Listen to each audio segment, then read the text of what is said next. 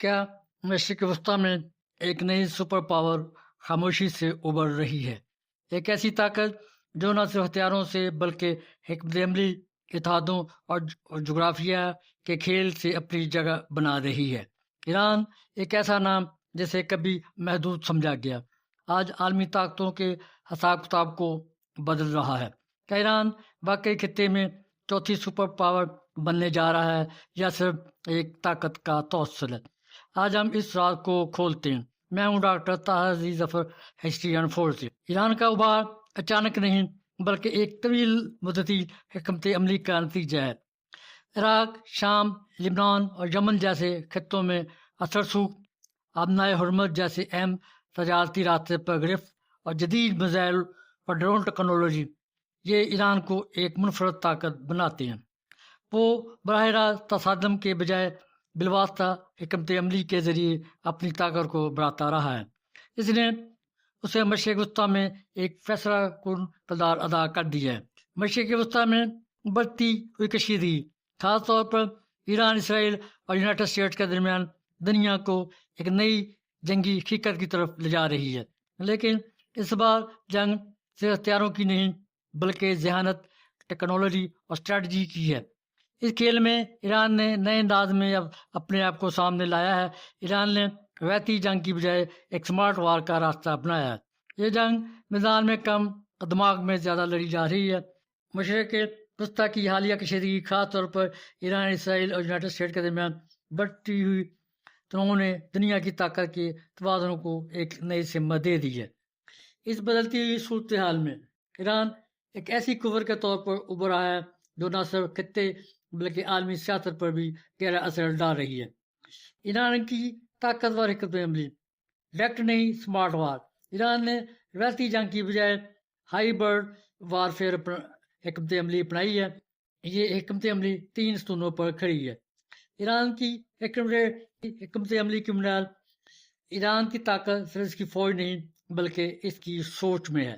ایران نے ہمیشہ باہر راست جنگ سے گریز کیا اور اس کے بجائے ایک ایسا ماڈل اپنایا جسے اسٹریٹجک ڈیپتھ کہا جاتا ہے، یعنی اپنی سرحدوں سے باہر اثر سوکھ پیدا کرنا۔ عراق، شام، لبنان اور یمن یہ صرف ممالک نہیں بلکہ ایران کے اثر کا دائرہ ہیں۔ یہ حکمت عملی ایران کو ایک ایسا کھلاڑی بناتی ہے جو بغیر براہ راست لڑائی کے بھی کھیل جیت سکتا ہے۔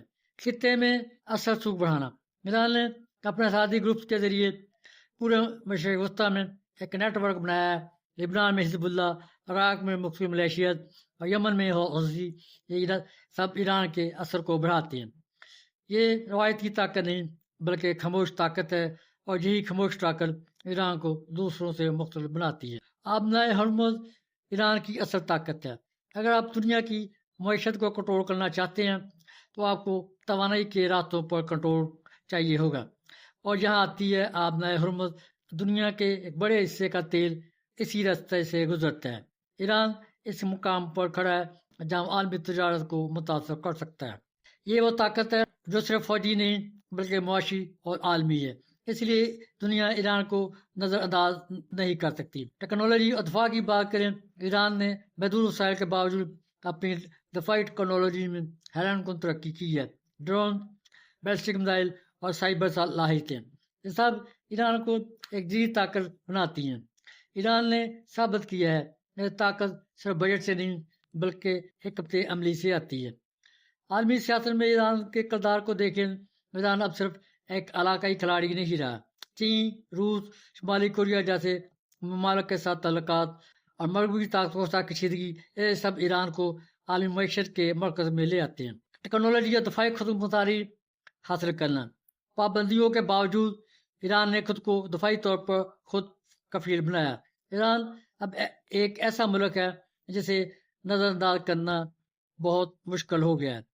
وہ کھیل کے اصول بدل رہا ہے، طاقت کی تعریف بدل رہی ہے۔ ایران اس تبدیلی کا ایک اہم حصہ بن چکا ہے۔ وہ نہ صرف ایک ملک ہے بلکہ ایک حکمت عملی ہے، ایک ایسا ماڈل بن چکا ہے جو کم وسائل کے باوجود بڑی طاقت بننے کا راستہ دکھاتا ہے۔ کیا واقعی ایران چوتھی سپر پاور بن جائے گا یا یہ صرف ایک عارضی توازن ہے؟ یہ فیصلہ فیوچر کرے گا۔ मगर एक बात यकीनी है, ईरान को आप नजरअंदाज नहीं कर सकते। खत्ते में ताकत का तवाज़ुन बदल गया है। ईरान इस तब्दीली के मरकज़ में खड़ा है। सवाल ये नहीं कि ईरान ताकतवर है या नहीं, बल्कि ये है कि वो अपनी इस ताकत को किस हद तक ले जा सकता है। क्या वाकई ईरान चौथी सुपर पावर बनकर उभरेगा, या ये सिर्फ एक आजी तोज़ुन है? आने वाला वक्त ही फैसला करेगा। मगर एक बात वाज़ेह है, ईरान को नज़रअंदाज करना दुनिया के लिए मुमकिन नहीं रहा। अगर आपको मेरा तज़िया पसंद आया हो तो वीडियो लाइक करें, चैनल को सब्सक्राइब करें और अपनी राय कमेंट्स में ज़रूर दें। शुक्रिया।